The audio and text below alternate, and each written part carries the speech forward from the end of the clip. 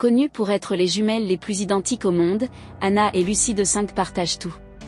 Même boulot, même chambre, même lit, et plus surprenant encore, même petite amie.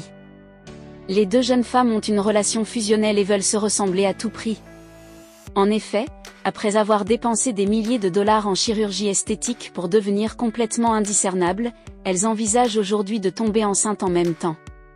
Originaires de Perth en Australie, Anna et Lucy de 5, 33 ans, sont le parfait exemple du fameux lien gémellaire qui peut par moments dépasser l'entendement.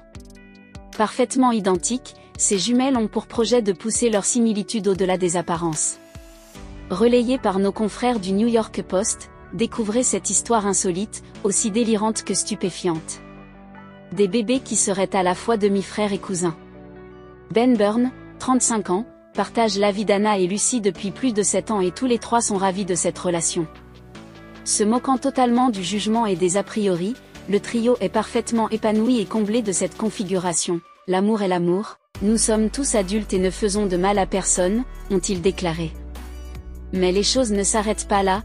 Lors de leur passage dans l'émission australienne Today, Anna et Lucy ont révélé leur intention d'avoir un enfant au même moment. Les deux femmes ont expliqué que l'idée, qui ferait de leurs enfants à la fois des demi-frères et cousins, viendrait de leur mère, Jana. Elles ont déclaré « Nous voulons vivre ensemble cette expérience incroyable qu'est la grossesse. Nous voulons que nos corps se ressemblent parce que nous sommes si proches, nous avons constamment besoin d'être ensemble et de faire la même chose. C'est la raison pour laquelle nous partageons le même petit ami.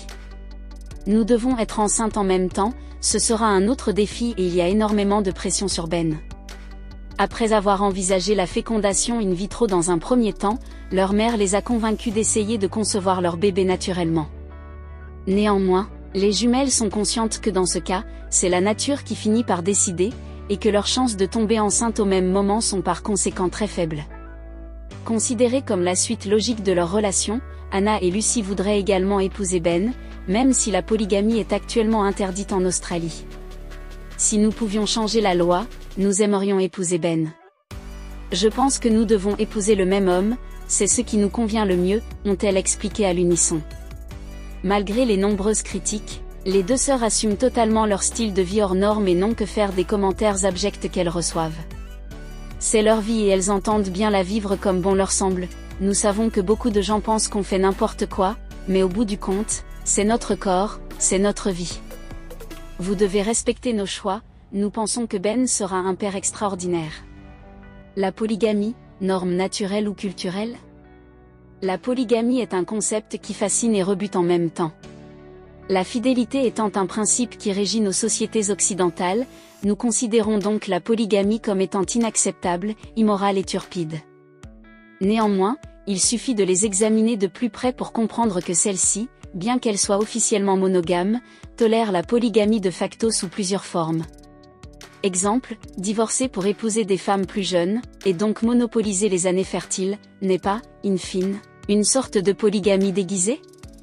Il faut savoir que la plupart des hommes ancestraux pratiquaient la polygamie, tandis que les femmes, à l'époque, estimaient être mieux servies en tant que coépouse d'un homme important que seule épouse d'un autre.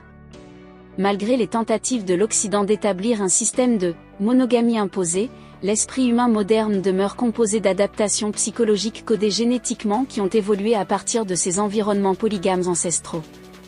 Alors, pourquoi la polygamie est-elle autant détestée dans les pays développés ?